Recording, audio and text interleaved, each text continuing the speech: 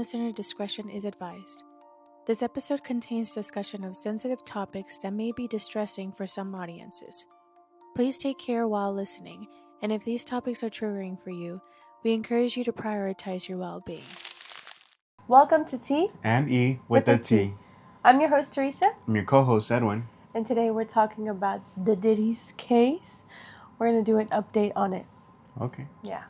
Let's do it. I don't know if you've heard what happened this past, basically, week. Yeah. But they already decided on a verdict. And basically, the charges that they're going to, charge Diddy. Yeah, the charges. So I wanted to talk about the whole situation with the whole trial, like from beginning to end, from where we are at right now. The trial lasted about 7.5 weeks. So it was like a pretty long trial, not too long, but it was a pretty long trial. I watched a few people that were in the actual court. Yeah. Listening to the hearing and all this stuff. And it was definitely intense. A few people said that he looked like he was really old. He had gray hair already. Oh, wow. He just didn't look like the old Diddy, yeah. He looked like if usually when he walks into a room, he's very it's very eye-catching. Yeah. Everybody's like, oh my God, that's Diddy. But supposedly for this, whenever he was in his hearing, he came out and everybody was like, oh, it's just Diddy. It wasn't like, oh, it's Diddy. No. Really? Because of the fact that, he just looks very pale. He looks very grayish. He just has a lot of white hair. He just doesn't look like himself anymore. Mm-hmm. And I think a lot of the things that, he's been through, he's been in jail for about 10 months. Basically, a little recap. He was convicted for racketeering conspiracy. What is that? Say, if you go to a person and you're asking them to get rid of some sort of videotape that is in the, what is it called? Internet.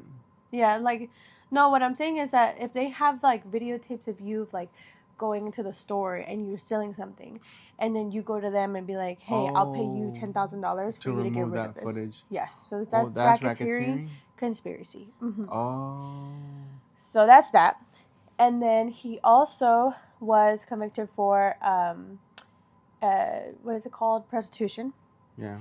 And then also as for sex trafficking. So those are the 3 charges that he was charged. Well, in total, it's 5. It's for Cassie. Remember Cassie, his old girlfriend? Mm-hmm. And then his recent girlfriend, which she is not named. We're going to call her Jane Doe. She was also stating that he would do these freak-offs with her and all this stuff. Right? Mm-hmm. So they're trying to see if he actually did it and see if he's going to get convicted for those charges for those 2 people. Wow, I didn't know that he had a new girlfriend. Yeah, he had a girlfriend. It was from 2021 to 2024. So we're going to talk about that. But that was Jane Doe. We don't know her real name. But those are the charges of Diddy and why he's being convicted. So the whole spark of his arrest or this whole hearing was because of Cassie's, her lawsuit. Mm-hmm. Her lawsuit was filed in November 23rd of 2023. So she filed this lawsuit, and a few days later, she ended up taking it off, because they ended up paying her. Wow. So she obviously didn't do it for the money, but she wanted to basically people to hear her out and know her story and really what she was going through this whole time that she was dating Diddy. And also it had other people come up or come out and talk about their experience with Diddy. Not just, Cassie went through all of this. Like I said, Jane Doe was also involved. Yeah. So Cassie filed this lawsuit, and it was 35 pages long, and it was for rape, sex trafficking, and years of abuse, right? And so this whole thing, went down, and everybody was like, oh my God, like, we knew that Diddy was, had to do something because people have seen her with bruises out in public and all this stuff, right? So it was just a lot going down. And like I said, was settled within 24 hours for reported $20 million. So that's how much she received, because that's how much she received for it to be settled. So that was in between her and Diddy. He gave her that money. Wow. So a federal investigation and 120 additional lawsuits involving minors were also filed. Dang, Yeah, so that was right 120? after 120, which a lot of them got debunked because either people were trying to come out and trying to be like, oh yeah, Diddy did it to me too, and it wasn't true. But most of them, I think about 80 plus, maybe around 80, actually were filed and reeled. And real, sorry. The other ones were let go. So that was the case. So that's what happened, and that's what sparked this whole situation of the trial and why he was. When you said this happened in 2023. So that's what happened, and that's why the reason why he's being convicted and all this stuff, right? He was arrested and he was denied bail. So I'm starting from the very beginning. I don't know if I explained that, but I'm starting from the very beginning as to why, this all happened. But yeah, he was arrested after this whole situation because the federal wanted to investigate everything that was going on because of all the lawsuits that were being filed, and then because of Cassie's lawsuit. So he was denied bail, and this was in September of 2024, and he was charged on 5 counts, like I said. So these charges, I'm going to say again, were racketeering conspiracy, sex trafficking by force, and transportation to engage in prostitution. So he has 2 counts of the sex trafficking and then 2 counts of the transportation to engage in prostitution. So that was the case with him, and why they wanted, or it was between the government and him himself. So it was the government and Diddy that were going against each other. So in September 16th of 2024, he was arrested in the lobby of this hotel that he was staying at in Manhattan. It was caught on surveillance cameras, so you can see the moment that he was getting arrested. He's coming into the lobby, and he was with a group of people, and there was these investigators that came to him and, asked him to step away from the group and to come with them to this room. So they ended up going to this room, they ended up talking, and then later on we see him come out of the room, and he's already in handcuffs and taken out. Wow. So he's taken out of the hotel, and that's when he gets arrested. Now, when he gets arrested, he did not deny anything. Not that he didn't deny anything, but he wasn't like trying to put a fight. He wasn't trying to put a fight. He wasn't trying to. It was not intense at all. Like, it was just very controlled. Like, the investigators were able to control the situation. Like, it wasn't like he was trying to do anything or to fight or to be like, why? No, he was just like, okay, and put his hands in the back, and they left. So it was just very weird to me, because it's like, I don't know, I guess if you weren't thinking, or if you thought that you were innocent, you wouldn't be like, you probably would be like, well, what's going on? Like, why? No, like, I don't want to get arrested. But maybe he was just like, you know what, I'm just gonna accept it. So that's what happened. Okay, they searched his room in the hotel that he was staying at. So the hotel that they, arrested him, they searched his room. In his room, there was 2 clear bags with pink powder substance, which this is what they call pink cocaine. Yeah. Okay. And they tested it, and it was ketamine and MDMA. Those are the 2 drugs that were in this substance. There was a prescription medications. It was basically for anxiety and seizure. Is it used for drug use or is it actually like medication? It's a medication, yeah. It's a But it's not for hallucinogen or downer or anything like No, that? it's just for anxiety and seizures. Oh, so he did have... I don't know if he had that or he was just able to get it and use it for his advantage. Yeah, that's what I was asking. Yeah, is it like a hallucinogen or a downer or something like that that gives you a side effect? I don't know. I believe that it kind of calms, because if it's for anxiety and seizure, I believe it kind of calms your anxiety and it doesn't allow you to like freak out and all this stuff. So maybe he was using it on people. Don't quote me on that, but allegedly, I don't know, because the medication was prescribed and the name was not even his name. It was a different person's name.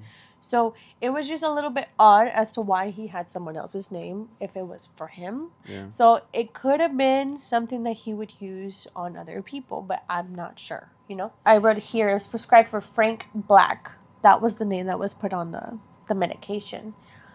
Which this name he used as his alliance name whenever he would try to get anything like his room, his medication, stuff like that. Also, lubricant and multiple baby bottle oils were found. Some in the bathtub. No, like there was literally a good bit. There was probably like about 8 bottles, but they were like tiny bottles. There were 8 bottles of baby oil around the whole hotel. That's so weird. I don't know why he needs that much. That's a lot to me. I don't know. Like 2 is max, I guess. Like I don't know. No, I'm saying like it would make more sense. But for the fact that he's having like this much is just mind blowing to me. But yes, so that's that. That's what they found. And then they also found a fanny pack with $9,000 cash and eye drops and a hard drive, which the content is not yet disclosed. But we don't know what's in the hard drive yet. Wow. I don't know if because when I was reading the stuff, I don't know if they even put it in the hearing. Yeah. Like, because when I was watching everything, they didn't really talk about this hard drive. They didn't really say anything about this. So I don't know if they're like, hiding keeping it. Or not even hiding it, but maybe, I don't know. I don't know, to be honest. I don't know. Because I didn't hear anything about this hard drive when I was listening to the hearings and stuff like that and hearing people talk about it.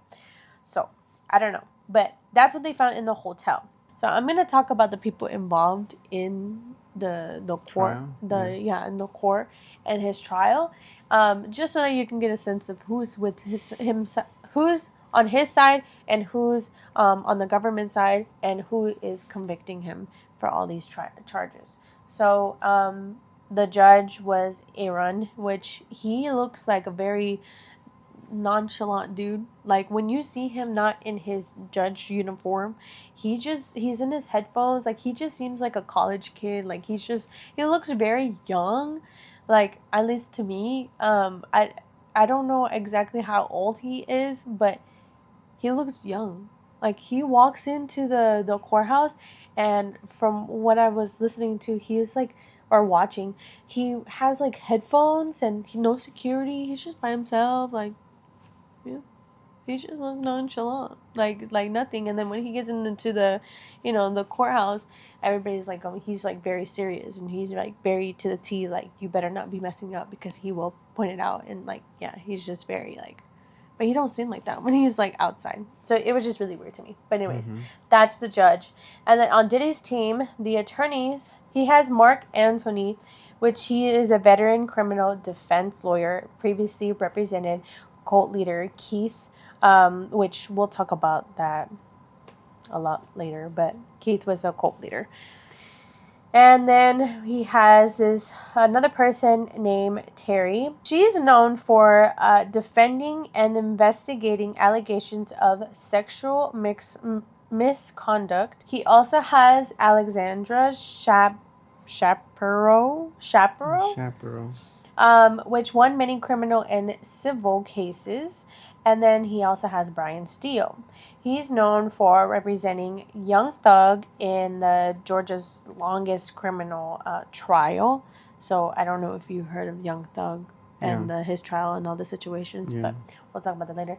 Anyways, and then he also has Xavier Donaldson, which is a criminal defense attorney. And he also has Anna and this other man named Jason. Wait, who? These are all Diddy's Yes. attorneys? So these are all his attorneys and all the people that are involved in his team and that are helping him out. Goodness. Yes. So yeah. Now we do have a few attorneys on the government side. I think there's about 4 or 5. I'm not 100% sure, but I thought for me it was more important to state who was on Diddy's side because of the fact that he had a lot of big people on his side. Like Mark Anthony, he is a really big attorney. Yeah, and then also Brian Steele is also a really big attorney as well. The people that are testifying is obviously Cassie.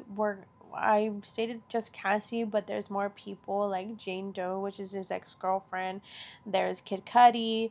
There's the sex workers that were involved in the situation of the freak-offs, and a few other people, right? And in the jury, there were 8 men and 4 women. So that's who the jury was. The first week of the court, the government and defense, which is defense is Diddy's side, both sides started wanting to tell the jury.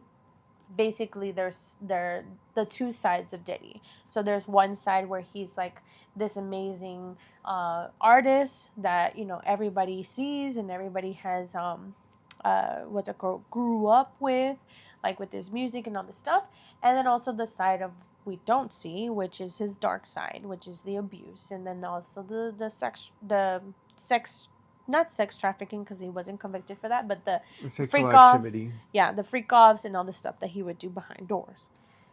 So, Cassie testified that Diddy introduced her to hard drugs and performed these sex acts with male escorts, which had to find on sites like Craigslist, Backpage, and escort services. So she had to look for these people, remember? So she would look for them on Craigslist. I didn't know you can find people like that on Craigslist. I thought you could only find just, I don't know, like what is it called? Like Cars. Facebook Market. Yeah, like things like that. Parts.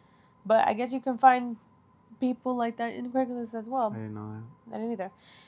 So supposedly, the longest freak off lasted 72 hours. There was a time where Diddy and the escort that was, involved in the freak off this one day, she stated that he was standing with the escort standing over her body, and they peed in her face. And she had to pee. It's not funny, but what type of... Yeah. That's... Yeah. And why? obviously she probably inhaled some or some sort of thing, right? And had to be hooked up to IVs for days because of the drugs, because of all the things that she would go through. Like, her body was just not, it was not for that, right? So those are the things that were being said in the trial. Now, Cassie suffered beatings because of jealousy, or because she wouldn't agree with him, or she wouldn't do as he said. Like, she would suffer beatings for that reason, right? So a few times she got her face stomped. There was one time that she got her face stomped in the back of a car for speaking to another man, and then also making the wrong facial expressions at him for whatever reason. She would get beaten for those reasons. Now, Diddy's defense team speaks about all of this. So they said they just had a toxic relationship, but it was very loving. So it was nothing like uncommon. Like, there's a lot of people that are involved in these type of relationships, and it's not like, you can't say that they didn't love each other, or they didn't, really, like, this relationship wasn't real. Like, it was something real. It was something loving, but in a way it was toxic, obviously. They said that obviously they're not denying the fact that there was some sort of domestic violence in the relationship, but they're saying, like, it was still a real relationship. There was still love. There was still that intimate feeling for each other, right? And I believe they're saying this only because they want to kind of shine light on the case, or the what is it called? The charges of the sex trafficking, because they're trying to state that, Cassie was in a loving relationship. She loved Diddy and Diddy loved her, and that she agreed to do, like, the things, like, it was consensual. It wasn't like he was forcing it on her. So that's what they're trying to do, the defense team, which is sad. They said that she had experience with dating older men, because before she got in a relationship with Diddy, she was dating this producer. He was also older than Cassie, and at that time Cassie was, I think, about 18 years old. So there's just, things like that was being said. Mm-hmm. Also, she cheated on her ex to get with Diddy, and then also cheated on Diddy with men in the industry, allegedly. So they claim. I mean, they're trying to paint her as if, like, these things didn't just happen while she was in the relationship. It happened outside of the relationship, like, as in, she would be doing drugs. Like, Diddy didn't introduce her to any drugs. She was the one that was doing drugs. She got with Diddy at 21, and she knew that he was 35 or whatever, how old he was, because she didn't really care. Because she states in the lawsuit that, oh, he came to me, he came on me, and I was like, the fact that he was so old, like, so much older than me, it just made me feel weird. But then they're stating, like, oh no, like, she was dating somebody a lot older than her before Diddy, so why is she gonna say that? Mm-hmm. That's what they stated, right? They also said that Cassie will also have jealousy outbreaks and seem crazy too. So it wasn't just Diddy, it was also Cassie going crazy. So there was text messages that shows that she would state she wanted to have these freak-offs. And she said that she would want to do it for the rest of their lives. So these text messages are coming out, are being shown, and that's what they're kind of trying to prove, that Diddy did not force Cassie into these sexual acts, that Cassie was willingly doing it. Like, there was consent. So basically debunking the sex trafficking charges. So the defense team argues that these freak-offs were consensual. Also argued that didn't ruin her career. She got to work with the biggest artists in the industry because of Diddy. And her infidelity continued into her now relationship. So if you don't know, or I haven't told you, but her relationship, the relationship that she is in right now, I don't know if it's her husband. I believe it's her husband. But anyways, the relationship that she is in right now, she cheated on him with Diddy in the very beginning of the relationship. Now, there was a situation where she was at Diddy's house when Alex Fine, which is her relationship, her now boyfriend or husband, he called her one night at 3 a.m, FaceTimed her, and she was in the bed with Diddy. Now, this, from what I remember in her lawsuit, that situation happened when she tried to supposedly leave Diddy. This was right at the time that they were already split, and she was now with Alex. And she went to, I believe he convinced her to come to his house and talk about things and just clear things out. And allegedly he tried to, at that time, like, have sex with her and basically, quote unquote, rape her. And Alex? no, this is Diddy. Oh. And I said that she was with the relationship with Alex, Okay. and that Diddy convinced her to go to his house. Oh, okay, the and other talk way about around. that, Okay, and convinced her to go. And then they talked, and then allegedly he tried to, quote unquote, rape her.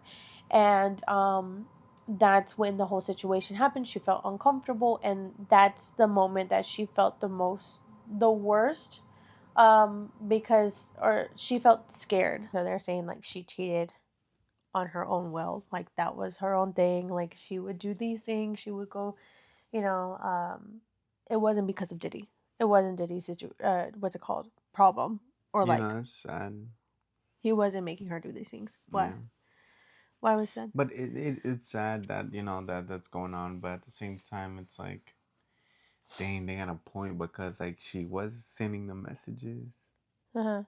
I mean, it doesn't look good on Cassie. It really doesn't. But at the end of the day, there's a lot of like psychological, because there was even that's what I was thinking about too. There was even a psychiatrist that went to the hearing, and she spoke. She was one of the speakers, but at the end of the day, they still weren't able to convince the jury. It doesn't help Cassie out at all, because she's sending these text messages. But at the end of the day, if you're in that toxic relationship to where someone is abusing you mentally, physically, sexually, any type of way, they're going to find ways to validate that person still loves them, because they still want that sort of affection. Does that make sense?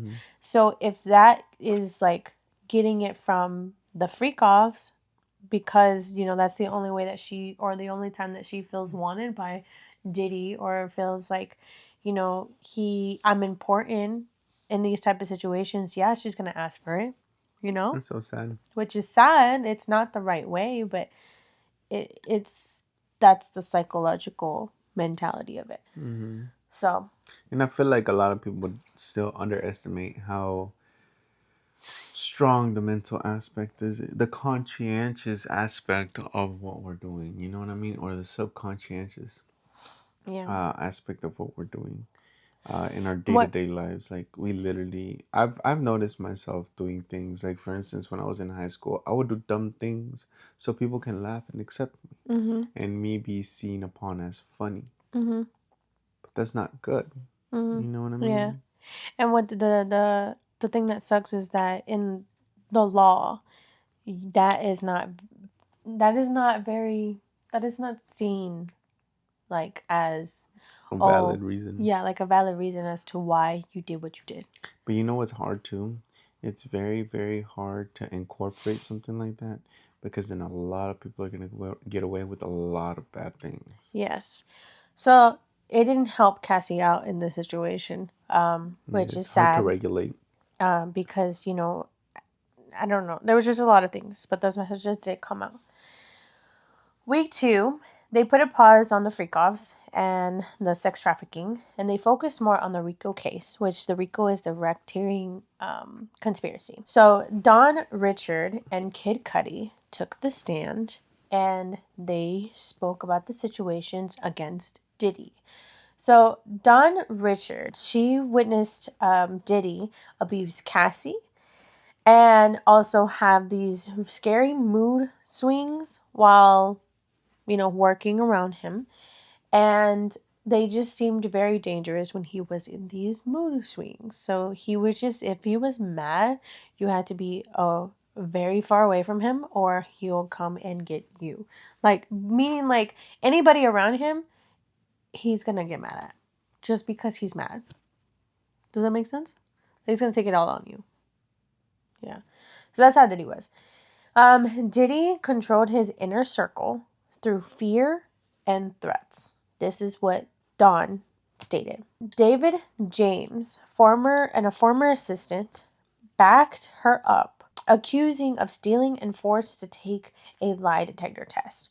So Don, there was one time that Diddy accused her of stealing. and she had to take a lie detector test.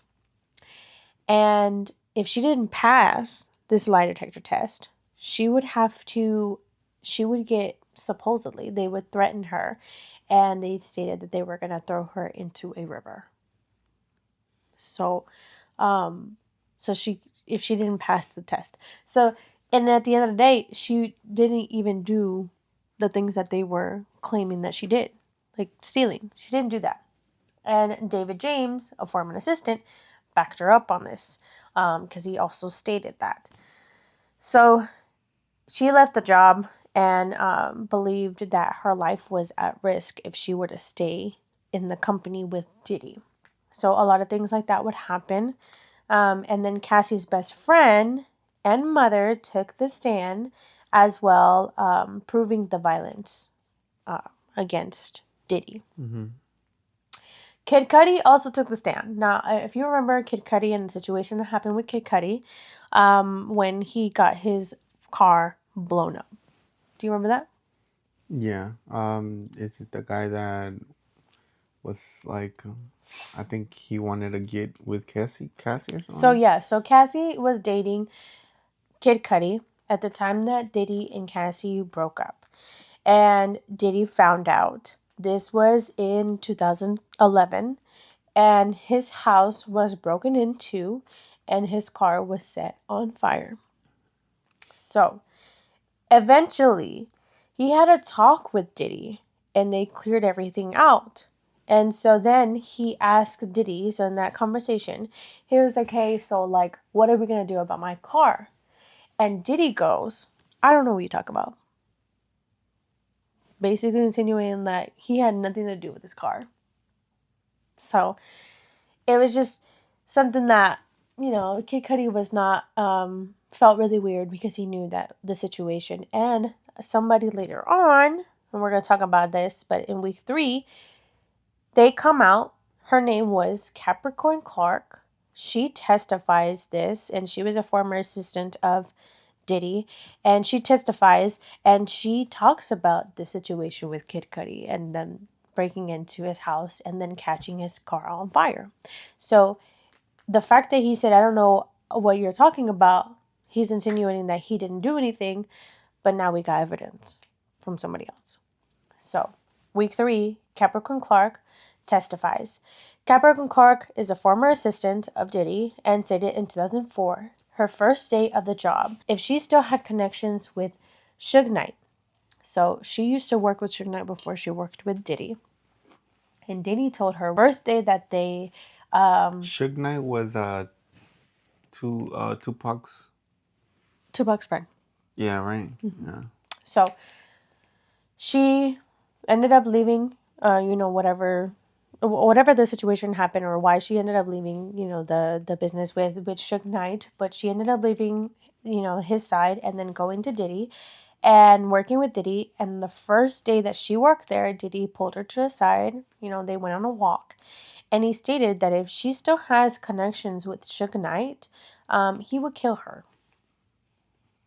So that's what she claimed, allegedly, obviously. Also, she claims that Diddy showed up to her house with a gun asking about Scott, which Scott is Kid Cudi. So we're going to get in the situation that happened that night with Kid Cudi's house getting broken into and his car catching on fire. So she talks about that he ended up showing to her house with a gun and asking about Scott. Scott is his real name, Kid Cudi. And obviously she didn't know at the time who Scott was. And Diddy clarifies that it was Kid Cudi. And she states that, oh yeah, that's Cassie's friend. And he was like, well, get dressed. We're going to go and kill this dude. And she's like, oh, I don't want to do that. And he's like, I don't care what you want. Like, I don't care, like, what you want to do. You're coming with me.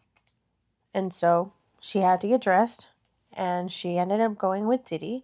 And then they're also his security at the time. And they showed up to they showed up to Kid Cudi's house. And security guard and Diddy ended up getting out of the car. And Capricorn ended up staying in in the car, and Diddy and the security guard ended up gaining access to the house and getting into the house. They got into the house and they broke in. They did their business, and they ended up catching the car on fire. Now, Capricorn states that she calls Cassie during this whole entire time on her burner phone. And Burner phone? yeah, she had a burner phone. So she had another phone on the side for whatever reason. I'm not sure why she had a burner phone. So usually when you have a burner phone, it's because you don't want to use your main phone, because burner phone is not, nobody's going to access the information from that phone. Does that make sense? Mm-hmm. So she calls Cassie on her burner phone, and I don't know if Cassie answers, but she calls her on her burner phone. She quickly changes Cassie's contact name on that phone, and Diddy picks this up. He starts seeing like that she seems fishy, I guess. And so when he gets back to the car, he grabs that phone, the burner phone. He calls the last number that she called, and Cassie picks up. Cassie picks up. So she gets in real big trouble for this. So there was a lot of things going on there, but she does talk about that situation with Kid Cudi and kind of proves that did happen. That's crazy. Right? So that's what the lawyers are saying.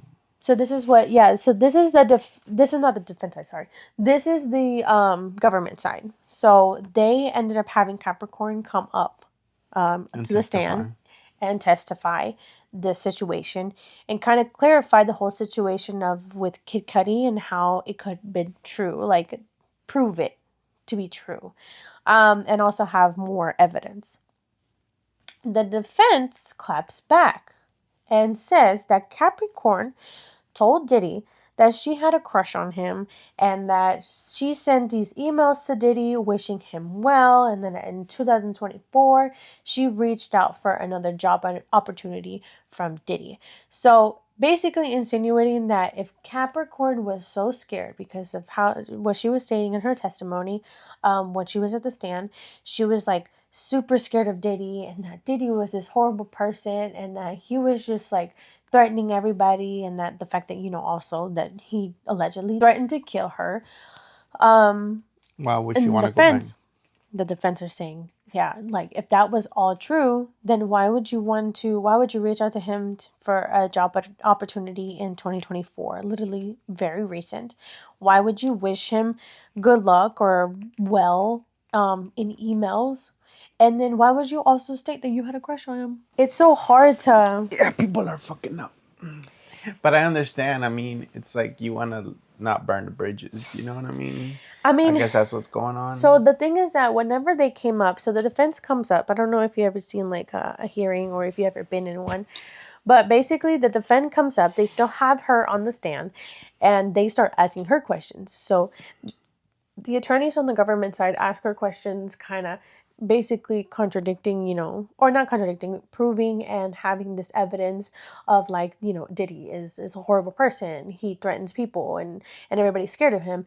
And then after they're done with their questions, then the defense side, the attorneys come up and, ask her questions as well and kind of contradict the answers that she was giving to the government side. So that's it. It's so hard when you're in those type of situations, because she also stated when they were asking her these questions and they were saying all these stuff, she was like, I reached out because I needed a job. I was very, very desperate, and there was no other place that I could get to. And the easiest thing, the easiest way is to get back to, working with Diddy. She supposedly said that she was struggling and all this stuff. And they were like, okay, well, if you were struggling so much, that's why it makes sense that you filed this, because supposedly she filed a lawsuit as well. It makes sense that you filed this lawsuit because you had no money. And the only way that you can get money is if you win this lawsuit. So it was a lot of things going back and forth. And it kept biting her in the butt. So it's really hard in these type of situations to prove these things from the government side and to convict Diddy from these things, or convict Diddy of these charges, because it's like the defense is very strong in their defense, and they're able to lash back and be creative with it. yeah. So it was intense, What are but the lawyers' names? Nah, I'm just kidding. there's too many. Then Dante Nash testifies. This is a former stylist. Witnessed Diddy beating Cassie bloody. Also backed up Cassie on her not wanting to do the freak offs. So it's just, there was too many people stating like, oh, like these things of like Cassie did not want to do these things, or that Cassie didn't feel comfortable. Like people talking about it, like people around her circle were talking about it. But then you see these text messages and then you're like, wait, did she want it or did she not want it? Like, it's just so hard. It's so hard to, as a jury, I don't know how I would take it if I was in the jury. I would Did be the confused. jury, when it was selected, the jury, did they have to not know Diddy? Yeah, they're not able to know anything about Diddy.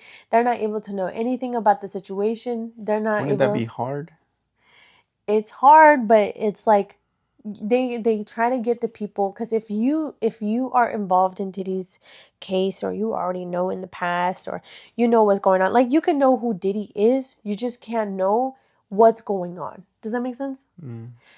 Obviously, they have to be people like older people that are not on social media. But it has to be diversified, so it has to be younger people too. I don't know. Like I said, we weren't able to see who was in the jury. We weren't Because able I to see low-key anybody. didn't know Diddy too much until like this stuff. Yeah. Yeah, I just knew about the no Diddy. That's it. That's all I knew. That's it. You No just hear Diddy. it all everywhere. Yeah, no, they can't have any relationship with Diddy and so I don't know if you know, and I didn't talk about this in the beginning, but basically at the very beginning, once the hearing starts, they go and talk to the jury first. They'll ask questions to the jury, and they'll try to basically eliminate anybody that is not, they don't want to be, or they're not allowed to be in the hearing. So they'll eliminate those people, and then they'll keep the people that they think that is for sure able to be in the hearing. And it's not biased and anything like that. Like, they have to have people that do not know the situation with Diddy. They have to have people that are not, basically not biased, right? So not on Cassie's side, not on Diddy's side. They have to be non-biased, and they have to, be clear-minded and be mentally okay. They can't be. It's just, it's a lot of things that go down with the jury. They're chosen very wisely in these type of cases, especially these very intense cases, and also very popular cases. Yeah. So let's continue. And also Mia, which is also the former assistant, so he had a lot of assistants. There was a point where he would have 3, but Mia ended up being at one point the only assistant on his side. So Mia had it very hard, and she testifies. And she says the first day she worked for 24 hours straight. No sleep, no breaks. Also, she went 5 days without no sleep. So she started hallucinating. She was crying nonstop. Her vision and hearing was impaired.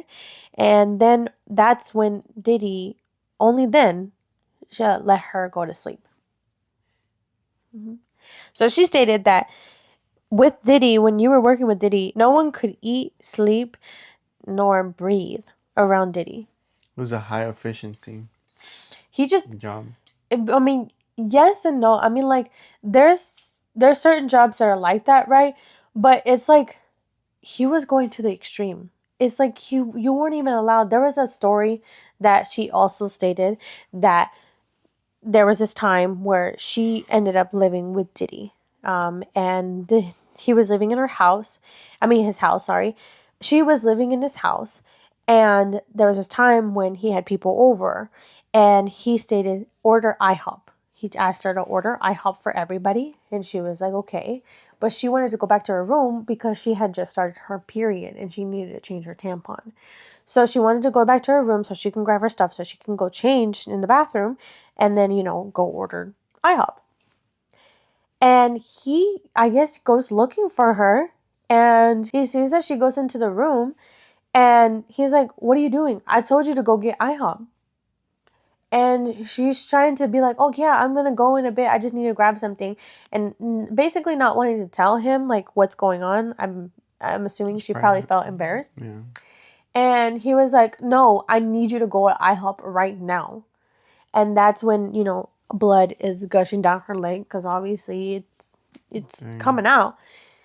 And that's when she stated, well, I'm on my period. Like, I need to just change my tampon and I'll go after. And then he, out of nowhere, grabs a bowl of spaghetti and throws it at her. It says, get the fuck out of my house. And he kicks her out.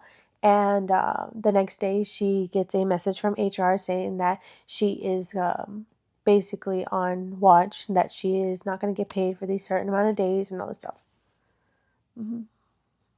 So it's just working with Diddy, not for the weak at all. But that's what happened. And then also, while she was staying with Diddy, she was not able to lock her door. He said that this is my house. Nobody in my house is able to lock their door. I'm not allowing you. Why did she accept to live with him? Because she's his assistant. She has to. And I'm assuming at that time, maybe she didn't have the money to afford to live on her own. If she working for Diddy, she got money. I don't know. Especially an assistant for Diddy. Maybe, well, there's a certain, you cannot just like, what if that was her first job and she didn't have the what's it called? The proof of her income or something like that, and it was just hard for her to get a house, and that's why she had to stay with Diddy. I don't know the situation of why she had to stay with Diddy, but it would make sense if that was the case, So maybe she had to stay with Diddy at some point, and she had to take it because at the end of the day, she was Diddy's assistant, and that's where she was making money. And I mean, the thing with Diddy, and I've realized that he would keep you and convince you to stay because he would give you the opportunity to move up. So if you are a person that just started or an intern or whatever, he'd be like, I'll promise to have you to get to where you want to be. Like, say like I want to be a producer in the movie industry. He'd be like, okay, I'm going to get you there. And he would. So a lot of people would be like, no, like this is a really good opportunity for me. I'm going to take it. I'm going to stay. Yeah. Yeah, I see that. That sucks. So yeah, I see that. Another thing that she also stated is that he had physically, sexually assaulted her and threatened to ruin her career and reputation if she did anything against him or anything that he didn't want. Let me look up Mia real quick. I think that might have been just a name that they used. I don't think that was her actual name. So yeah, so basically she wasn't allowed to say no to him if he were to come up to her and do these sexual acts or try to assault her. So then the defense went and proved her wrong and was like, oh, well, could have said no. Why didn't you just stop it? Why didn't you just leave? Like, why did you just stay? And then her saying like, oh, well, this was a really good opportunity for me and I didn't want to lose it and all this stuff. And they were like, well, at the end of the day, you should be looking out for yourself, not looking out for the money.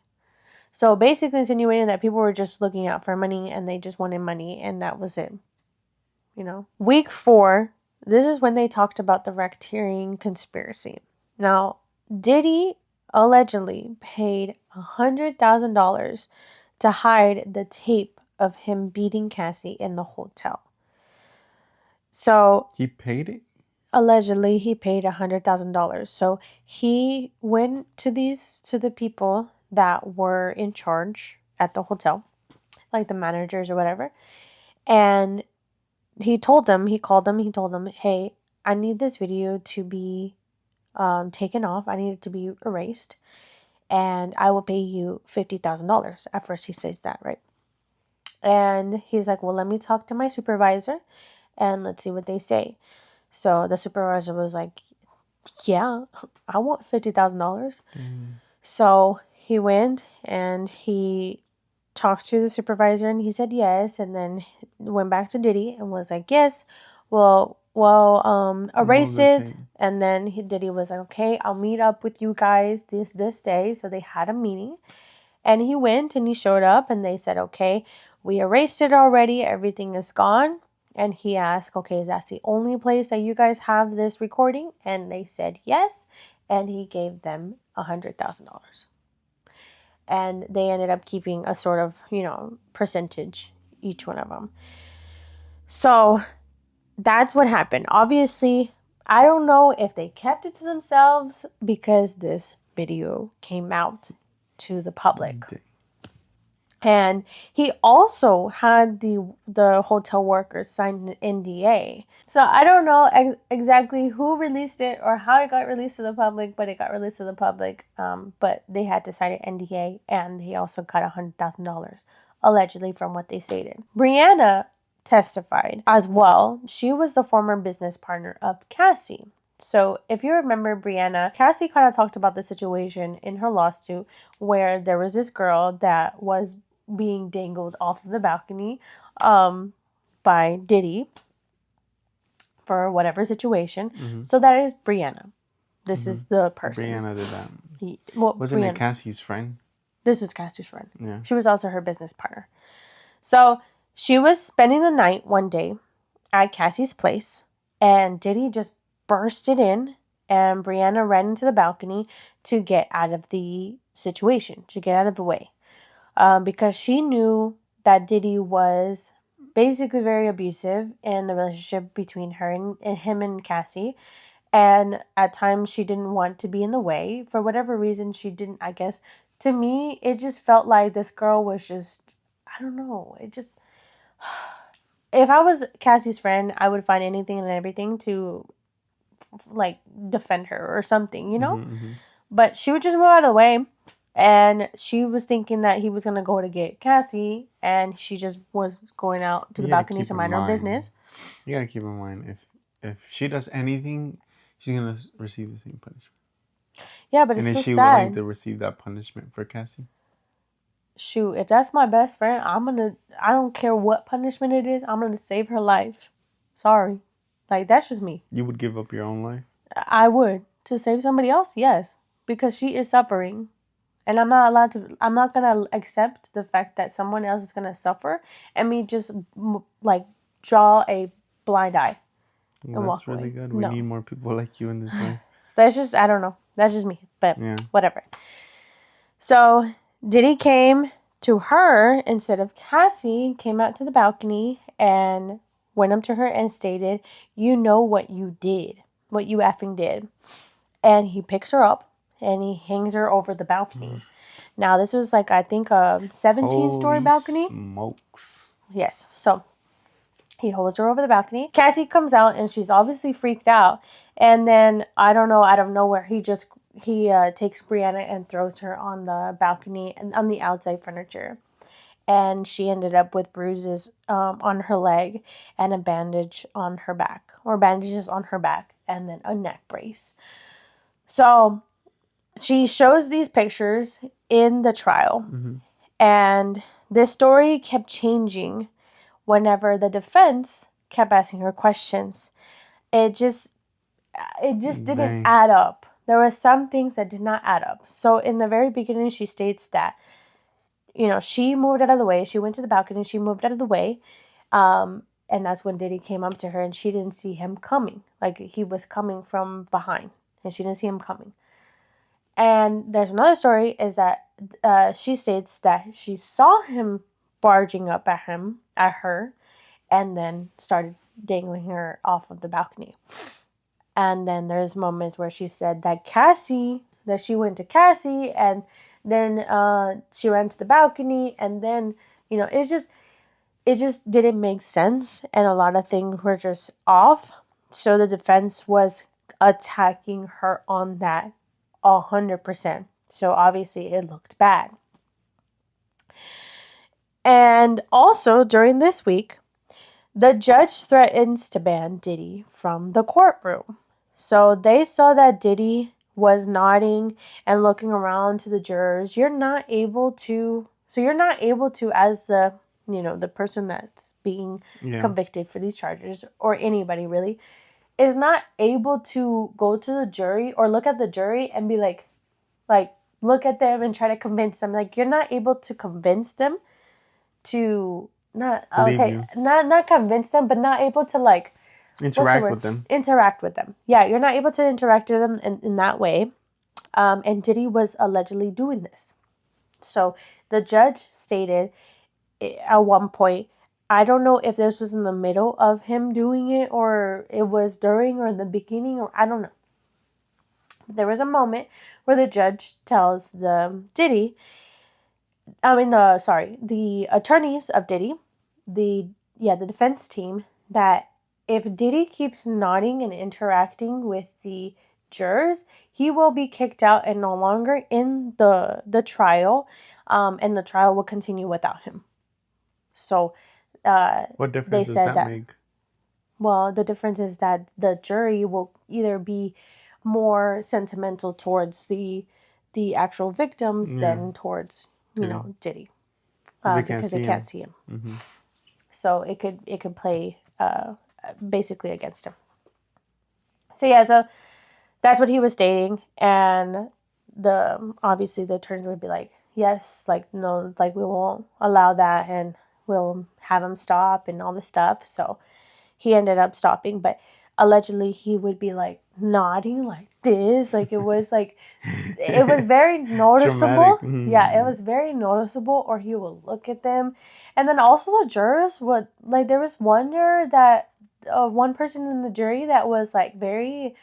Her facial expressions were she didn't have a poker face, like she'd be like that.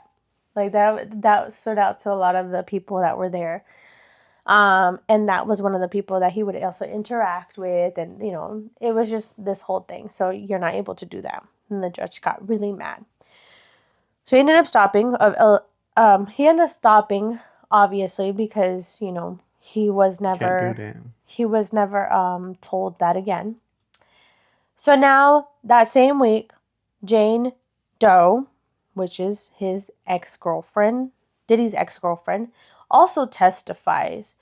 And this was the ex-girlfriend from 2021 to 2024. So they ended their relationship very recent. She stated that Diddy introduced her to the freak-offs in 2021. And this was a continuing thing. Like, this was an ongoing thing. And it, at first, was something that he just brought up eventually. Like, there was one day where he told her, hey, like, they were watching, obviously, videos. Let's just say videos. And they were watching it together. And Diddy states to Jane Doe, would you like for that to happen? Like, for me to watch you do things like that with other people? And her stating, sure, like, yeah, like, that would be something that I would be interested in. Like, let's do it. Not thinking anything of it, obviously. She's just, like, kind of basically more, like, respecting his trying it out or something like that. Yeah, like, like, I guess his fetishes. Fetishes, that's the word. Respecting his fetishes. And then one day, he goes into the living room, and he's on his phone, texting, like, dramatically. He's, like, texting so much. And she's like, oh, like, what's going on? And he's like, oh, like, what if I told you we could do that now? Like, the fetish. He's fiending. And she was like, I mean, sure. Her not thinking anything of it, like, it's actually going to happen. He states, oh, well, okay, the sex worker is coming. He's on his way. And they go to a hotel. He has his assistants set up everything. And the sex worker is there. So now she's like, oh, shoot. Oh, this is actually happening. So then she does it. She does the freak off. And he asked her if she liked it. And she's like, yeah, that was good, whatever. Not thinking that it was going to happen more than once. She thought that this was going to be the only time that was going to happen. And then, like I said, it became an ongoing thing. So eventually she ended up telling him, like, I don't want to do this anymore. And there were text messages that were coming out that they showed that she stated that she didn't want to do these freak-offs. Like, it was just something that she thought that it was just going to be a one-time thing. She didn't think that it was going to be an ongoing thing and that she doesn't want to do it anymore. It makes her feel really disgusting and makes her feel like she's not in control of her body. Like, she just doesn't feel good when after the acts. So she was there when the whole world saw this clip. She was with Diddy at that time. And when he released this apology video, I don't know if you remember the apology video that he released. Jane Doe states that he had made this one apology video, and supposedly it was very sincere. He mentioned Cassie and all this stuff. And he didn't release that one. The one that he released was not so sincere from what she states. And he didn't state Cassie, and it just didn't seem like the first one that he did. Now we move on to week 5 through 7. So the whole thing was the same thing. It was just back and forth on the ex-girlfriend Jane and Cassie, and the defense proving their side and the government proving their side. And kind of yeah, it was just a back and forth thing throughout that whole week. And so now we move on to June 2nd when Diddy's verdict came out. So everybody was talking about it. This was literally like a few days ago. Yeah. So they stated the 5 counts, right? They were there, Diddy was there, and they were talking about it. And they stated, okay, we have now the verdict. The first count was racketeering conspiracy. They stated not guilty. Second count, sex trafficking of racketeering conspiracy, not guilty? Not guilty. Second count, sex trafficking of Cassie, not guilty. Third count, transportation of purpose of prostitution, for purpose of prostitution, guilty. 4 count, sex trafficking of Jane Doe, not guilty. 5 count, transportation for purpose of prostitution, guilty. So he was only guilty for 2 of the counts that he was charged for, and 3 of them was sentenced not guilty. Those 2 that he was guilty for, they have each have a max of 10 years in prison. So he is able to get a minimum of 3 or a max of 10 for each one of those, but he's only guilty for 2. Now, the judge still has to decide on how many years he's going to get. But the theory is he will only get the minimum total 10 years in prison. This is a theory. Obviously, this is what some attorneys are stating outside of the case. They're saying, okay, usually they won't give you the max. Usually they give you at least in the middle, so 5 years for each. Now, the 10 months that he has been in jail this whole entire time, how much? It's how credited. Many months? 10. Mm-hmm. It's credited onto, your sentencing. So meaning that he would allegedly only get 9 years. Right? That's a long time, though. It's not enough time. Yeah, but that boy old. How old is Diddy? He's like 50 something. Yeah, that boy gonna be like 60. Either way, he's old. Yes, he can still do what has been doing before. Like the whole, obviously he's abusing power. Yes. This whole thing, right? All the charges that he was charged for, all the counts that he was charged for, it was supposed to get him life in prison. So the most like important things that he was being charged for, he was proved not guilty, right? And those were going to get him life in prison. The ones that were not life in prison are the only two that he was guilty for. The other ones, they completely dropped them. The They dropped those racketeering is charges. crazy. Yes. I don't, like, literally, he tried to get a whole tape erased, but the fact that it wasn't erased and it was released to public shows that, okay, so it wasn't erased. So allegedly, he didn't pay for that. So there's no, it's just... Yeah, but that doesn't make any sense. Because he also gave it to them cash. So there's really no proof. No paper trail. No. So I don't know. But so theory is that he would only get 5 years each, which is me in the middle, 10 months credited, and in total 9 years of jail time. He might not even serve the 9 years. What do you mean? So there's a lot of like situations like this. So usually you don't serve the max amount. Usually you serve like 5 out of the 9 years. Usually that's the situation that happened. Now, if it's life in prison, you get life in prison. That's it. But if you have a certain amount of years, usually you don't meet those years. Usually you meet less because of either good characterism, whatever it is in jail. They'll look back at it and then they won't sentence you those full years that you had. So usually he might not even serve the 9 years, so he could serve like 5. What? So the judge denied bail, so he had a choice on whether to go home and wait until the judge, decides on how many years he's going to be sentenced, or he's going to stay in prison, and then, the judges are going to decide. They should have had domestic abuse on there.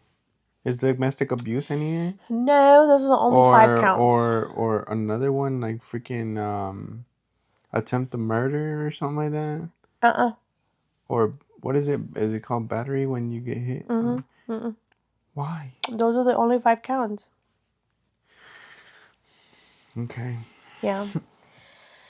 So the judge either decides on whether he's going to be out of jail for this time until he decides on how many years he's going to be sentenced, or he's going to be kept in jail until, the whole sentence is released. And then he's going to obviously stay in jail for the many years that he's going to be, staying in there. But the judge decided to deny bail, which means that he will stay in jail and then he will wait until his sentence is aired out or decided by the judge. So he doesn't get to go home. And when they, when they announced the charges were dropped, the major charges were dropped, Diddy's followers outside of the courthouse poured baby oil all over themselves in front of the media. Everybody was celebrating. Even his kids outside of the courthouse were saying, Diddy's free, Diddy's free. And Diddy throws a big heart at his followers while he was in court. And they drew this picture, the people that were drawing pictures, because they draw the pictures, remember? How they draw the pictures at the courthouse because they're not able to have any video or pictures on camera. They're only able to draw or write on paper. So they draw this picture of him throwing a big heart to his followers and all this stuff. And, after he was... I didn't know he had fans. He does. He still does. Both Jane Doe and Cassie obviously allegedly wanted these freak-offs. And that's why those charges were dropped. And there was no way or enough evidence of racketeering conspiracy. So he was never charged for that. So the jury, I don't know, I'm going to need to talk to them because that is crazy. How That's super crazy. They didn't, the juries are the ones that decide on whether he is not guilty or guilty for these charges. and they're the ones that make this decision Allegedly. together. Allegedly, I think they were bought. Allegedly. I don't know, but I just think it's crazy. But I mean, his defense was very, very strong. And he had really good people, and they were literally on every single person that were testifying. They were on their butt. They were making them nervous. Like, it was very intense. So at the end of the day, maybe they did get convinced that he was just not guilty for those type of things. The defense probably made them seem like they were lying. Yeah, like they had no valid reason. Oh yeah, that they were lying, that they were just, that they wanted all of this or whatever. That's crazy. So yeah, that's the Diddy case.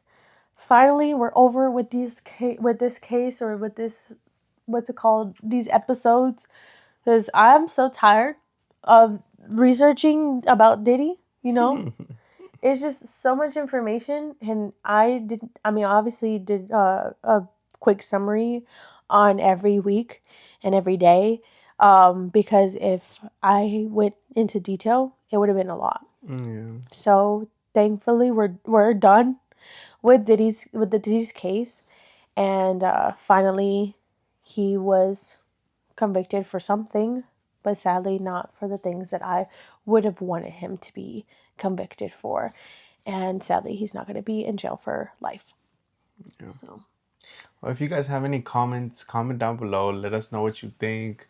Let us know if we missed something that we should have gone over. Leave a like, and share it to anybody that's wondering what's up with Diddy. With these videos, you'll be able to be caught up fully. Yes, and I really hope you guys enjoyed this video, and stay tuned for the next one. Subscribe. See you guys. Bye.